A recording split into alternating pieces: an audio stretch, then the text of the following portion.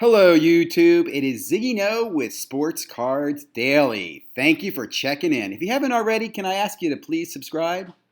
Today's October 2nd, and on this day in 1974, Hank Aaron hits final home run as a Brave. Aaron's 733rd career home run on his last National League at bat. Pretty interesting, man. The guy crushed it. 1974, that's what, 40-something years ago. Wow. Anyway, on to news and chatter. Origins Football Direct on Panini today at $2.44 a box. When I checked this morning, it was still available after like 44 minutes, so it didn't sell it right away. I'm sure it will sell it today. Not a big fan of this product at this price. Do like the product, but just don't like the price. Presidential cardboard article from Sports Card Investor I'll share with you. I thought that'd be something fun to look at. Later today, and I'll even give you a sneak peek, look at retail lines from... I think it's Mike O. did a quick video on that.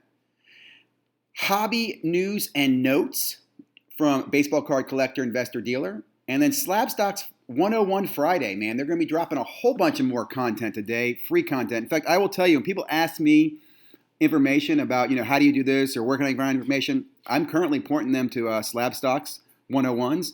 And I also point them to a Baseball Card Collector, Investor, Dealer with some great tutorials and information on his page. Again, I really love free content that people are putting out there in the hobby. Just a huge fan of that. What did you miss yesterday? Well, is market movers worth it? Great question from Comeback Card Investor. We'll take a look at that. Thursday night sports cards with a new content provider I'll talk a little bit about and I'm now following. Bench Clear with Collectible CEO. Great 1 hour conversation with an interesting conversation around fractional ownership. Personal Finance Dad with Flipping Steve, about 2 hours last night. Great live conversation. And then the forecast from Sports Card Investor. Really great show. I'll show you more about that in just a moment. Now let's get into the content. First, let's start off with Sports Collector 959. Mike, as I know him, posted up a quick video this morning of him walking into Target and seeing this line. And I think it's actually Walmart. He says Target here, but I think it's actually Walmart.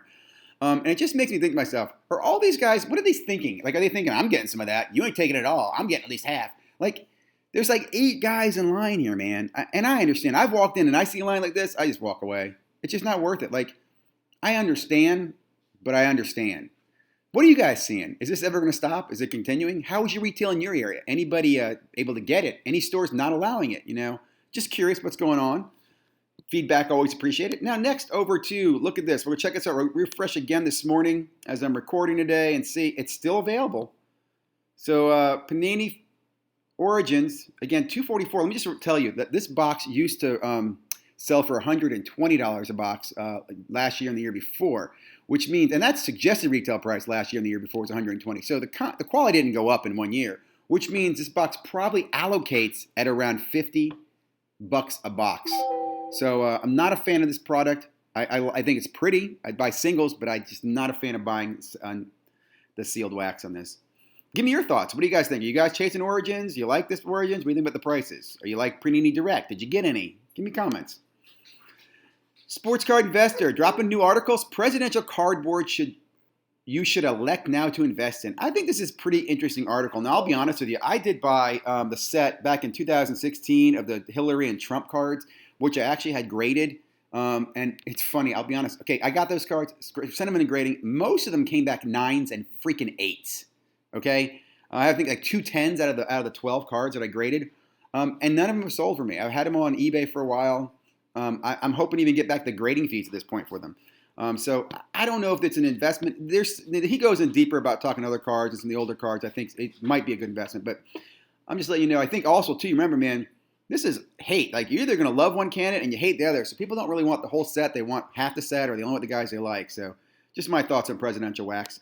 Moving on, is the market movers worth it? Well, I'm not going to ruin this for you, but Comeback Card Investor does a great breakdown. He really talks about how he uses it. I will say this. I think one of the things that everybody needs to decide is how much your time is worth, because time is money. And I've always said this, market movers, in my opinion, is the best tool in the market because it gives you a lot of power as a user. It's very intuitive, gives you things like ratios and alerts, stuff that I've seen in no other product.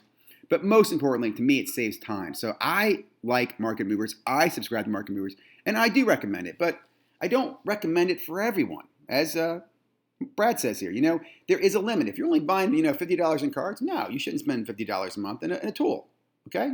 But if you're doing 500, thousands of dollars, you might look at how much time you could save with market movers. And I think Brad does a great job explaining that.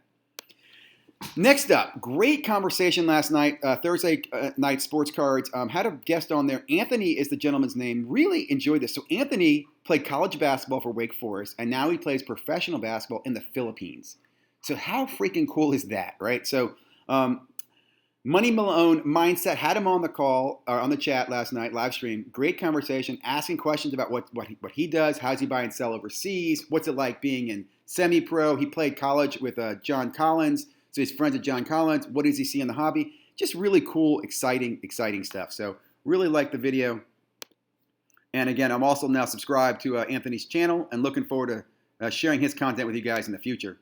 Next up, Bench Clear had a great interview, conversation. This is a debate night. Now, I'm going to say I don't think it was much of a debate night with fractional sports card ownership CEO Ezra from Collectible.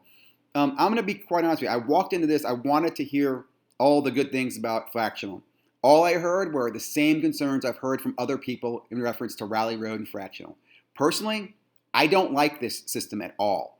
And my number one reasons with it are you pay fees every time you buy and sell, which you don't talk to you about. But they talk about this video how there is an approval process for selling the cards, which means somebody has, if you're building this infrastructure, all this overhead that has to approve me selling my fractional shares, those are called fees and overhead, and that's going to erode the return on your investment, right? It's like buying a mutual fund where the fees are greater than the return. I don't like that. Second thing, this is not an open market, or is it a regulated market? Now, there was a reference here to SEC that I asked for clarification, but as far as I know, there is no regulations around fractional ownership, right? My concerns there is I could be sending money to some guys buying cards, or maybe he doesn't buy the cards. Maybe he says he has a card, just shows you a picture. How do I know he physically has a card? Even worse, what if he physically decides to leave? I have no recourse to get that. I'm going to go call the police and say, hey, I bought part of a sports card and somebody left with it. They're going to laugh at me. They're going to say you were scammed. So I'm not calling this a scam, but I am not a fan of fractional sports card investing. In order for this to work for me, you need to be in an open market. You probably need a little bit of oversight. An open market would at least be better. And you got to reduce those fees, right? I just can't be paying fees. Again, great conversation. I did bookmark some comments here if you want to go down and check it out. Right, so do check it out. Give me your thoughts and your opinions. Are you buying fractional sports cards? Personally, again, I am. This to me is no.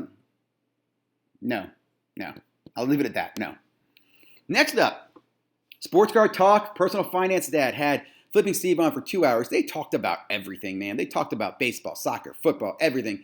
It was a great 2 hours. Really enjoyed it because, again, it's a live chat, so you can ask questions. It's very collaborative. Talk to other people in the chat. Learned a lot. For example, stickers, soccer stickers. They're just stickers, right? What I mean by that, there's no parallels or numbered stickers, which I did not know that. Now, Steve said there are foil stickers, so you'll have some, I guess, a variation, but it's not like Prism where you have a rainbow of stickers, right? I thought that was interesting for me to learn.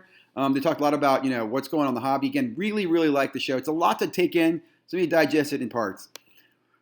Next up, Sports Card Investor. What cards will go up over the weekend? They call this the forecast. His sister, I forget her name, man. Feel bad. Anyway, does a great job, though, of talking about a card, the matchup for the week, and how that card could be impacted, right? Does a card go up or down? Really enjoy the show. I'll be honest, man. It's great to watch a beautiful woman talk sports cards, right? She's a sports announcer as well, so she understands sports, has a great background in sports. And again, when she mixes that with sports cards, I'd like to tune in and listen. So do recommend checking a look at that. It's only 21 minutes long, and I think you get some great insight because, again, it's not just I think this card's hype. It's I think this card could do well because of this matchup in this week and this performance could happen and so forth. So definitely worth tuning into. Well, I hope you guys enjoyed. Oops, where am I? I hope you guys enjoyed Sports Cards Daily today. One other quick thing I'll mention. I did see last night on TikTok that Kendrick Perkins was showing off and flaunting his sports card collection and screaming PSA. Now, he made some funny comments about the 101 Luka Doncic. What he meant was one of a kind Luka, but he misspoke. But again, man, all I can say is think about this. More and more sports athletes are getting into the hobby and showing and flexing off their cards. Wow. Well, again, have a great day, guys. Have a great weekend. Take care of yourself. Stay healthy. Stay safe. And if you haven't already, please subscribe. See you guys back tomorrow.